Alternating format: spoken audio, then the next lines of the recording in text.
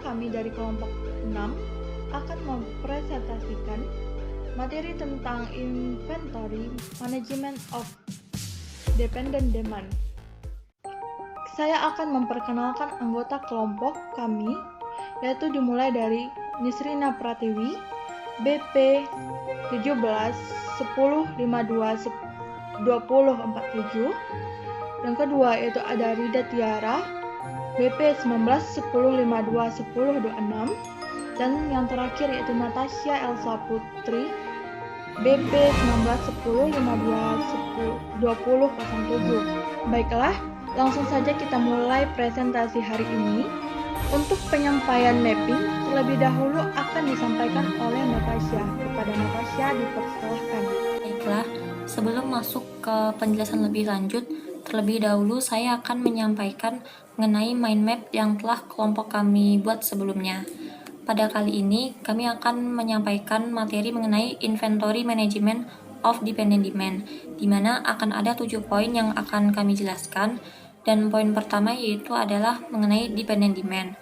Dan poin kedua yaitu mengenai model persyaratan persediaan dependen, di mana kami akan membahas mengenai jadwal produksi induk atau MPS, daftar kebutuhan bahan atau bill of material, catatan persediaan yang akurat, dan lead time untuk komponen. Kemudian untuk poin ketiga yaitu kami akan membahas mengenai MRP struktur. Dan untuk poin keempat yaitu mengenai MRP management, di mana yang akan kami bahas yaitu mengenai dinamika MRP serta MRP limitations. Untuk poin kelima yaitu ada teknik penentuan ukuran lot. Poin keenam yaitu ada pengembangan dari MRP, di mana yang akan kami bahas yaitu mengenai perencanaan kebutuhan bahan 2, MRP loop tertutup, serta perencanaan kapasitas. Dan untuk poin terakhir yang akan kami bahas yaitu mengenai perencanaan sumber daya perusahaan atau ERP. Terima kasih kita ucapkan kepada Natasha. Untuk materi selanjutnya akan dibacakan oleh saya sendiri. Baiklah, untuk materi pertama yaitu Dependent Demand. Dependent Demand merupakan permintaan untuk sebuah jenis barang yang berkaitan dengan permintaan jenis barang yang lain. Permintaan untuk jenis barang dikatakan dependen ketika hubungan antar barangnya dapat ditentukan. Teknik dependen yang digunakan dalam sebuah lingkungan produksi disebut perencanaan kebutuhan bahan atau Material Requirement Planning, yang disebut juga MRP. Selanjutnya yaitu persyaratan model persediaan dependen. Terbagi atas jadwal produksi utama atau MPS, merupakan jadwal untuk menentukan apa yang harus dibuat dan kapan itu dilaksanakan. Salah satu kekuatan utama MRP adalah kemampuannya untuk menentukan secara tepat kelayakan suatu jadwal dalam batasan kapasitas agregat. Jadwal produksi utama memberitahu bagaimana memenuhi permintaan dengan menentukan barang apa yang akan dibuat dan kapan itu dilaksanakan. Selanjutnya, daftar kebutuhan bahan atau BOM merupakan daftar jumlah komponen dan bahan yang dibutuhkan untuk membuat produk.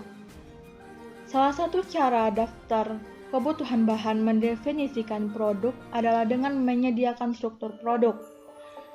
Selanjutnya, daftar kebutuhan bahan ini dapat diatur menurut model produk. Model produk bukan produk akhir yang dijual, melainkan merupakan komponen yang dapat diproduksi atau dapat menjadi unit baru atau sesuatu yang dirakit menjadi unit baru. Selanjutnya yaitu catatan persediaan yang akurat. Merupakan informasi mengenai apa yang ada dalam persediaan adalah hasil dari manajemen persediaan yang baik. Manajemen persediaan yang baik adalah kebutuhan mutlak bagi sebuah sistem MRP untuk dapat bekerja. Yang keempat yaitu pesanan pembelian yang belum terpenuhi.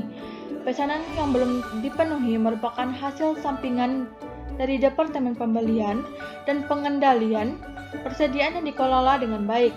Ketika pesanan pembelian dipenuhi, catatan pesanan tersebut dan tanggal pengiriman yang sudah dijadwalkan harus tersedia bagi karyawan bagian produksi dengan data pembelian yang baik. para manajer dapat menyiapkan rencana produksi dengan baik dan melaksanakan sistem MRP secara efektif. Yang terakhir yaitu lead time untuk komponen, merupakan waktu yang dibutuhkan untuk memperoleh atau seperti membeli, memproduksi, dan juga merakit suatu barang yang dikenal sebagai waktu tunggu. Waktu tunggu untuk item yang diproduksi terdiri dari waktu pemindahan, pengaturan, dan perakitan atau waktu berjalan untuk setiap komponen. Untuk barang yang dibeli, waktu tunggu mencakup waktu antara pengenalan kebutuhan pesanan dan kapan tersedia untuk produksi. Untuk materi selanjutnya akan dibacakan oleh Natasha. Kepada Natasha dipersilahkan. Selanjutnya yaitu mengenai MRP struktur, di mana jadwal produksi utama, tagihan bahan, catatan inventaris dan pembelian, dan waktu tunggu untuk setiap item adalah bahan dari sistem perencanaan kebutuhan bahan. Apabila bahan-bahan tersebut tersedia dan akurat, langkah selanjutnya yaitu membuat rencana persyaratan kebutuhan bruto. Nah, rencana kebutuhan bahan bruto itu sendiri adalah jadwal yang menunjukkan permintaan total sebuah barang dan kapan harus dipesan dari pemasok, atau ketika produksi dimulai untuk memenuhi permintaan pada tanggal tertentu. Selanjutnya masuk ke penjelasan mengenai MRP manajemen.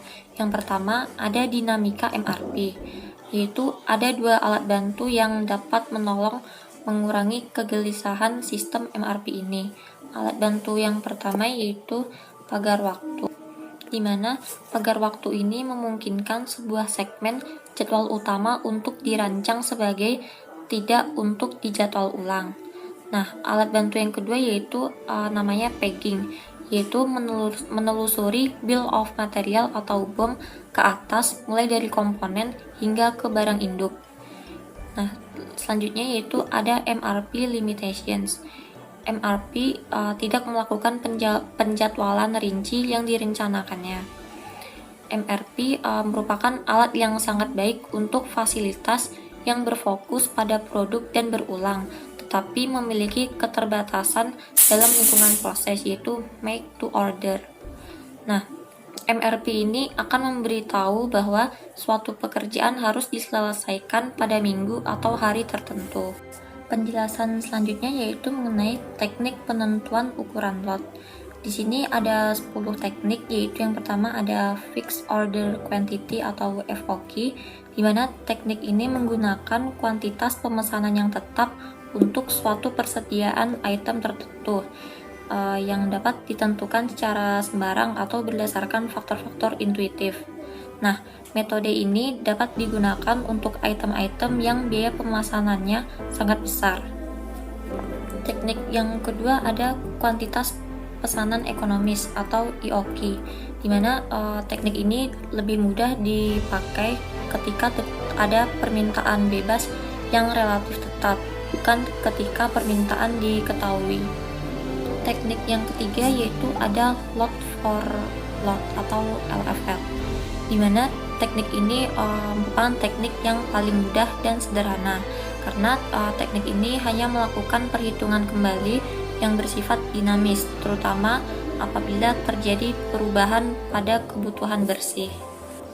Teknik selanjutnya yaitu Fixed Period Requirements atau FPR, di mana teknik ini menggunakan konsep interval pemesanan yang konstan, sedangkan ukuran kuantitas pemesanan bervariasi. Selanjutnya ada teknik Period Order Quantity atau POQ, di mana teknik ini prinsipnya sama dengan FPR tadi. Yang bikin beda yaitu pada teknik POQ ini interval pemesanan ditentukan dengan suatu perhitungan yang didasarkan pada logika EOQ klasik yang telah dimodifikasi, sehingga dapat digunakan pada permintaan yang berperiode diskrit. Kemudian selanjutnya ada List Unit Cost atau LUC, di mana ukuran kuantitas pemesanan ditentukan dengan cara coba-coba, yaitu dengan mempertanyakan apakah ukuran lot di suatu periode sebaiknya sama dengan ukuran bersihnya, atau bagaimana kalau ditambah dengan periode-periode berikutnya. Lalu ada yang namanya list total cost atau LTC, di mana teknik ini didasarkan pada pemikiran bahwa jumlah ongkos pengadaan dan ongkos simpan atau ongkos total setiap ukuran kuantitas pemesanan pada suatu horizon perencanaan dapat diminimisasi jika besar ongkos-ongkos tersebut sama atau hampir sama. Teknik yang kedelapan ada Part Period Balancing atau PPB. Nah, PPB ini menggunakan informasi tambahan dengan mengubah ukuran lot untuk menggambarkan kebutuhan ukuran lot berikutnya di masa datang. Teknik yang kesembilan yaitu ada namanya metode Silvermill Algorithm. Metode ini menggunakan pendekatan yang agak sama dengan PPB. Kriteria dari teknik Silvermill ini adalah bahwa lot size yang dipilih harus dapat meminimisasi ongkos total per periode. Dan teknik terakhir yaitu logaritma Wagner-Witten, yaitu prosedur ini mengasumsikan bahwa sebuah horizon waktu yang terbatas di luar keadaan di mana tidak ada kebutuhan neto tambahan. Terima kasih kita ucapkan kepada Natasha. Untuk materi selanjutnya akan dibacakan oleh Kak Nisrina. Kepada Kak Nisrina dipersilahkan. Baiklah, saya akan menjelaskan tentang pengembangan dari MRP, yaitu ada 3. Yang pertama adalah perencanaan kebutuhan bahan kedua, dan yang kedua RRP loop tertutup, dan yang terakhir perencanaan kapasitas. Dari perencanaan kebutuhan bahan dua, teknik yang benar-benar ampuh dalam kasus ini, MRP menjadi Material Resource Planning, perencanaan sumber daya bahan. Dan yang kedua, MRP loop tertutup, sistem ini menyediakan informasi mengenai rencana kapasitas, jadwal produksi induk, dan rencana produksi. Dan yang terakhir, perencanaan kapasitas, laporan beban memperlihatkan kebutuhan sumber daya dalam sebuah pusat kerja untuk semua pekerjaan yang dibebankan pada pusat kerja, pekerjaan yang direncanakan, dan pesanan yang diharapkan. Selanjutnya, perencanaan sumber daya perusahaan atau yang disingkat ERP. ERP adalah piranti lunak yang memungkinkan perusahaan untuk otomatisasi dan mengintegrasikan banyak proses bisnis mereka. Dan yang kedua, berbagi basis data dan praktik bisnis yang umum di seluruh perusahaan, serta menghasilkan informasi dalam waktu terkini. Selanjutnya, kelebihan sistem ERP yaitu ada 6 macam. Yang pertama adalah menyediakan integrasi antara proses rantai pasokan, produksi, dan administrasi. Dan yang kedua, menciptakan basis data yang umum dan sama. Yang ketiga, dapat melakukan perbaikan rekayasa, proses-proses yang terbaik. Dan yang keempat, meningkatkan komunikasi dan kolaborasi antara berbagai unit dalam lokasi bisnis. Yang kelima adalah memiliki semua basis data piranti lunak dengan pengodian yang dapat diperoleh dengan mudah, tanpa pemesanan khusus. Yang terakhir adalah dapat memberikan suatu keuntungan strategis dibandingkan dengan pesaing. Dan yang kekurangan sistem ERP adalah, yang pertama adalah sangat mahal untuk dibeli, bahkan lebih mahal lagi untuk melakukan kustomisasi. Dan yang kedua, memungkinkan dilakukan perombakan besar pada perusahaan dan proses-proses yang dimilikinya. Yang ketiga, sangat rumit dan banyak perusahaan tidak dapat menyesuaikan diri. Yang keempat, melibatkan proses berkelanjutan jika ingin diterapkan, yang mungkin tidak akan pernah berhenti. Yang kelima adalah keahlian dalam ERP terbatas sehingga menimbulkan masalah berkelanjutan dalam tenaga kerjaan. Baiklah, sekian penyampaian presentasi dari kelompok kami. Jika terdapat kesalahan dalam tutur kata dan penampilan, kami mohon maaf. Kami akhiri. Assalamualaikum warahmatullahi wabarakatuh.